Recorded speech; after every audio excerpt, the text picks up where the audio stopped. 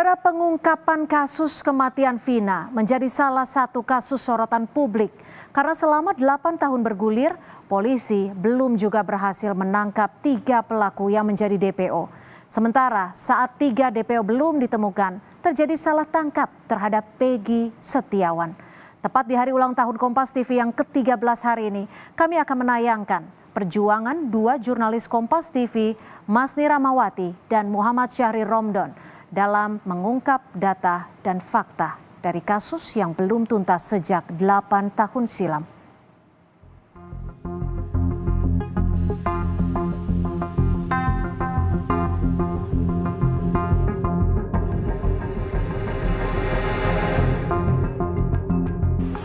Tahun berlalu, kasus pembunuhan Vina dan juga Eki ini masih meninggalkan banyak tanda tanya. Dari kemarinan coba untuk nyari Pak Rudiana tuh. Pegel kenapa Pak? Tanyain terus ya. Iya. Saudara, kami dari tim Kompas TV sudah melakukan penelusuran dan juga mengelilingi 6 dusun yang ada di desa Banjarwangunan dengan berbekal daftar nama yang memiliki unsur Dani dan juga Andi yang disebutkan oleh pihak kepolisian sebagai DPO dari pembunuhan kasus Vina. Kita di sini kayak mau menyajikan tidak hanya liputan-liputan biasa aja, tapi juga melakukan in-depth gitu, liputan in-depth dan juga penelusuran. Nah, kalau waktu itu aku bikin ada 2 penelusuran. Itu yang pertama, penelusuran mencari 2 nama DPO yang fiktif, yang kita tuh mencari ke sebuah desa gitu yang disebutkan sama polisi. Sama yang kedua itu kita melakukan penelusuran dari kesaksian Aib dan juga Dede.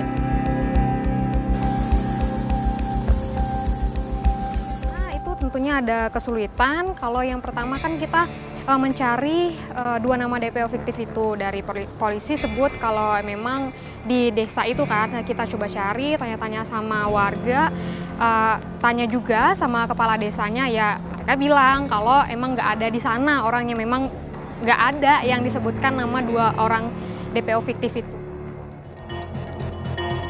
Kalau warung kopi di sini di mana paling dekat? Nggak ada. Nggak ada. Ada juga di sana di dekat lampu merah. Dan mencoba untuk menelusuri secara digital. Kalau lewat digital kita tuh mencoba buat lihat dari Google Maps kayak gimana bandingin dari tahun 2016 lalu sama tahun 2024, apakah sesuai dengan yang disebutkan Aibto atau enggak. Kita memperkuat dari pernyataan-pernyataan dari Aib, terus kita memperkuat juga dari ada yang pemilik warung dekat sana bilang kalau di depan warung dia itu atau di tempat yang Aib bilang itu ada warung kopi dan warung fotokopi. Kita mau memperkuat buat kesaksiannya itu di tahun 2016 apa ada atau enggak warung fotokopi sama warung kopinya. Terus kita cari lewat Google Maps, penelusuran gitu ya. Kita lihat memang nggak ada warung kopi di sana, adanya cuma warung fotokopi. Dari kemarinan coba untuk nyari Pak Rudiana tuh. Pegel Pak. Pegel kenapa Pak?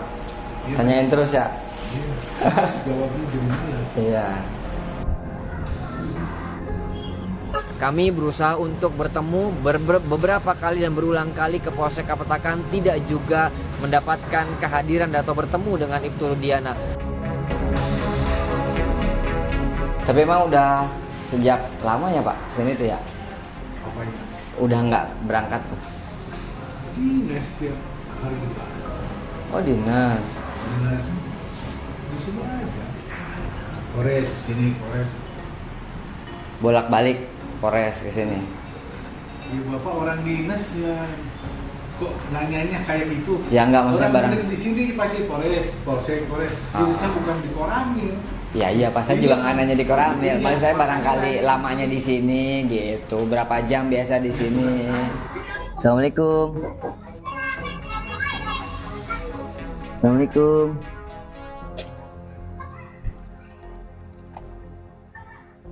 Assalamualaikum.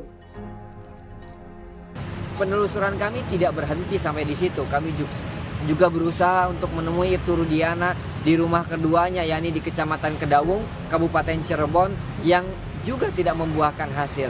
Upaya yang kami lakukan untuk menemui Ibtu Rudiana semata-mata untuk melakukan verifikasi, untuk melakukan konfirmasi kepada Ibtu Rudiana bagaimana kasus tersebut, dan juga sekaligus memberikan ruang kepada Ibtu Rudiana untuk memberikan penjelasan kepada publik.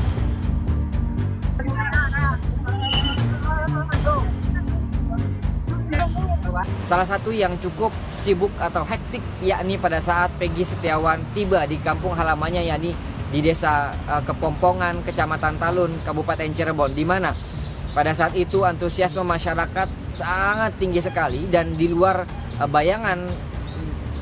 bayangan pihak keluarga Peggy Setiawan. Assalamualaikum Peggy dan Ibu Kartini, selamat sore. Waalaikumsalam. Selamat sore, Bu. Waalaikumsalam warahmatullahi wabarakatuh.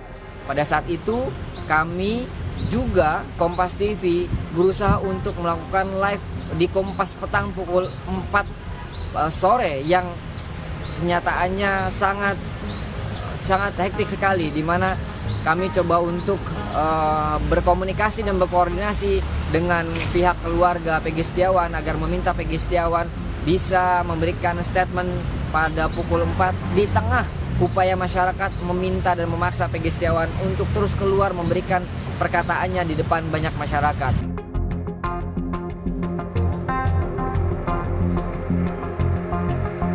Menurut saya ini adalah salah satu pelajaran yang sangat berharga yang sampai saat ini masih terus kami ikuti. Termasuk salah satunya yang paling terakhir adalah upaya dari para terpidana untuk mengajukan peninjauan kembali. Muhammad Syahir Romdon, Kompas TV, Cirebon, Jawa Barat.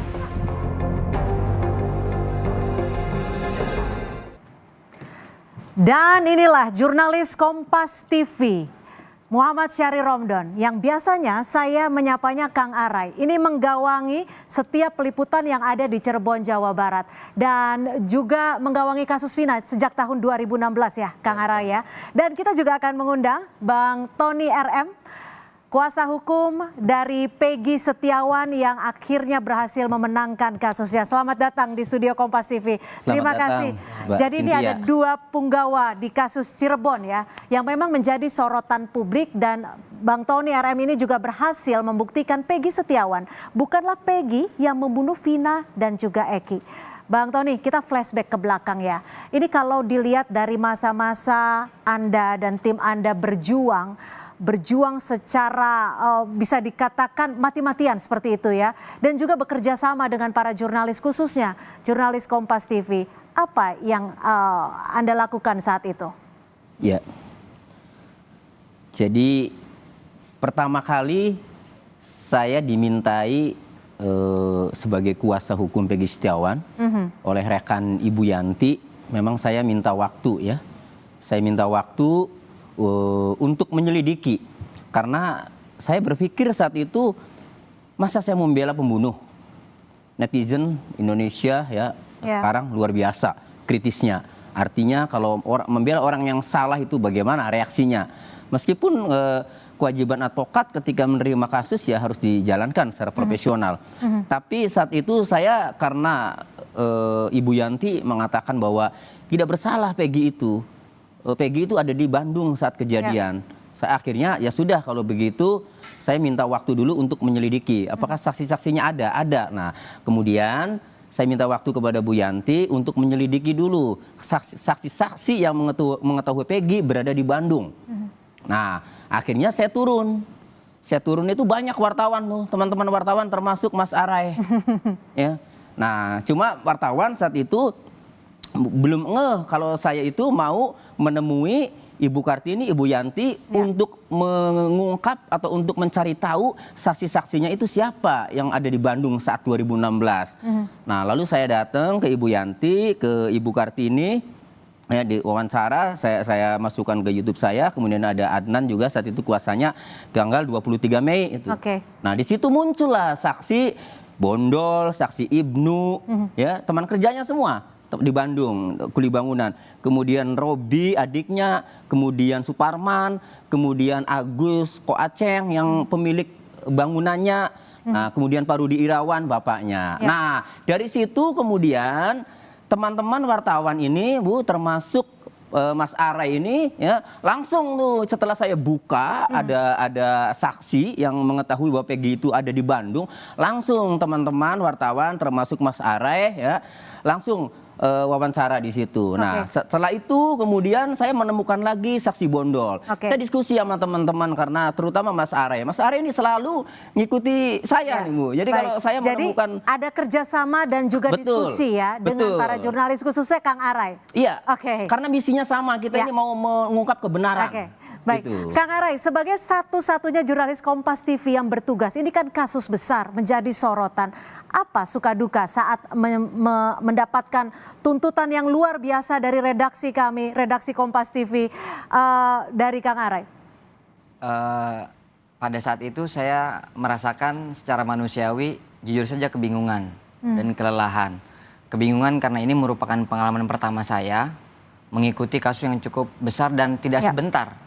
Lama, dan juga kelelahan karena hari ini saja belum selesai, tapi tugas untuk besok tuh sudah terdata, sudah di list oleh kantor untuk mengejar penelusuran ini, penelusuran itu, mencari ini, mencari itu dan sebagainya.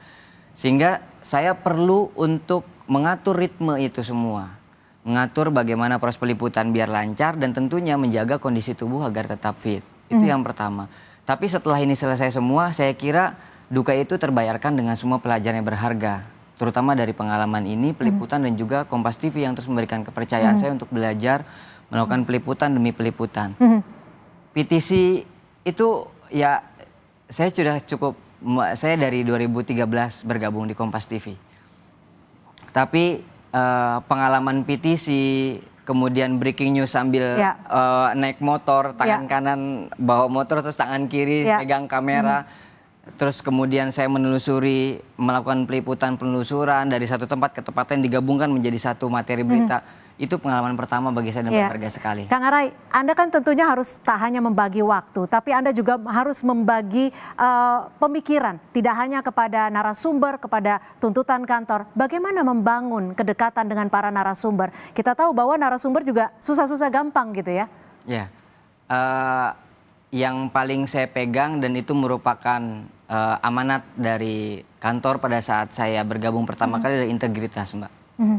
Di mana saya harus bisa berperilaku profesional sebagai seorang jurnalis Kompas TV, menjaga kode etik, mematuhi aturan, kemudian cara sopan santun, dan terakhir yang paling penting adalah empati. Bagaimana cara kita bisa mendekatkan diri dengan tidak hanya dengan kuasa hukum, dengan Pak Tony salah satunya yang sangat terbuka sekali. Jujur aja, saya belajar banyak dari Pak Tony. Orang yang menurut saya kuasa hukum yang tidak pelit ilmu. Tidak jadi sering diskusi ya? Banget. Bahkan pada saat dia menemukan satu pasal baru, korban saja, penemuan korban, ada Ibnu, ada Bondol, ada Suparman, saksi-saksi, itu terus dikasihkan ke teman-teman media. Sehingga akhirnya dari satu persatu babak, itu diikuti dengan, wah ini saya belajar lagi nih, wah ini saya belajar lagi, ini saya belajar lagi. Dan pentingnya empati dengan keluarga Peggy Setiawan, yang pada saat itu dia disangkakan sebagai pelaku pembunuhan yang memang bukan. Bagaimana perasaan seorang ibu anaknya seperti itu kan. Nangis lah, terpukul, terpuruk dan lain sebagainya. Kita kan dituntut bukan hanya sekedar mencari visual yang bagus, tapi kita bisa berempati. Empati itu bisa kita lakukan di luar kamera sebetulnya. Bagaimana kita berkomunikasi dan kedekatan kepada setiap pihak. Setiap pihak. Bang Tony, saat ini klien Anda sudah dinyatakan bebas dari tuntutan dan juga penetapan status tersangkanya. Apakah, tapi di sisi lain saat ini kan para narapidana sedang mengajukan upaya PK. Apakah Anda masih optimistis bahwa pelaku yang sebenarnya akan terungkap? Ya, kalau pelaku yang sebenarnya ini hanya Mabes Polri, tim khususnya inilah yang tahu. Kami ini belakangan muncul saksi-saksi, bahkan mengetahui sampai standing motornya itu, jumpingnya itu diketahui kan. Artinya bahwa itu menandakan kecelakaan. Ya, jadi belakangan muncul ke arah kecelakaan. Tetapi ya, Mabes Polri ini kan lagi bekerja. Jadi terungkap tidaknya, kalau pertanyaan terungkap optimis tidak terungkap pelaku yang sebenarnya, berarti masih ada peristiwa pembunuhan. Ya. Sementara ada update terakhir dari saksi-saksi yang mengarah ke kecelakaan. Oleh karenanya, Mabes Polri ini harus segera hadir, harus segera umumkan agar asumsi-asumsi liar, kesaksian-kesaksian, ya, atau spekulasi-spekulasi yang terjadi di masyarakat ini segera selesai. Inilah saatnya negara melalui institusi kepolisian ini harus hadir, harus segera mengumumkan hasil penyelidikannya dari nol melalui tim khusus yang dibentuk Kabareskrim maupun Pak Kapolri itu harus segera umumkan. Khawatir apa sih kan? Justru kalau tidak diumumkan nanti masyarakat bisa menilai ditutup-tutupi. Nah, baik. Itu. Kang Arai, di hari spesial ulang tahun Kompas TV yang ke-13, apa kesan dan juga pesan sebagai rumah yang menaungi Kang Arai di Kompas TV? Semoga rumah ini terus menjadi tempat belajar bagi saya, bagi semua jurnalis Kompas TV tentunya. Tempat kita melahirkan berbagai macam karya. Dan jadilah insan yang terbuka. Artinya ketika mendapatkan kritik dari kantor kita harus siap. Pun demikian ketika kantor kita memberikan pendapat kepada kantor, itu kantor juga terbuka. Itulah yang saya rasa sampai saat ini di Kompas TV dan semoga itu tetap dipertahankan. Artinya ketika ada dua arah komunikasi yang berjalan dengan baik, saya yakin kemajuan akan terus berjalan dan akan ditempuh. Semesta akan mendukung lah insya Allah. Amin, terima Apalagi kasih. termuka.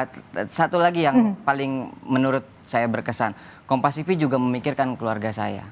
Ketika saya sedang liputan, ketika saya sedang lagi banyak tugas, Kompas TV, korda utamanya kadang menanyakan bagaimana keluarga Lurai, bagaimana keluarga ini. Sehingga akhirnya cara komunikasi saya dengan keluarga saya juga dibangun dengan sendirinya. Ibu saya dan istri saya utamanya orang yang paling ada di belakang saya sampai sejauh ini. Baik, terima kasih Kang Arai atas kerjasamanya, kita sama-sama bertumbuh di rumah Kompas TV. Bang Tony, mungkin ada pesan dan kesan di hari spesial ulang tahun Kompas TV yang ke-13, singkat saja. Ya, bebasnya Peggy Setiawan tidak lepas dari intensnya media, dalam hal ini Kompas yang selalu saya sering update ya kepada Mas Are, tidak lepas dari media terutama Kompas TV. Oleh karena saya melihat bahwa begitu besarnya peranan media dalam mengawal penegakan hukum. Oleh karenanya di hari ulang tahun ke-13 ini saya berdoa semoga Kompas tetap menyampaikan informasi yang faktual, yang mengedukasi dan mendukung penegakan hukum di Indonesia sehingga hukum di Indonesia menjadi baik nanti. Baik, terima kasih Bang Tony dan juga jangan segan untuk memberikan masukan kepada kami. Terima kasih sekali lagi Kang Arai, Bang Tony, terima kasih sudah bergabung bersama kami di Kompas Petang dan juga sudah hadir di studio Kompas TV di Palmera, Jakarta. Terima kasih.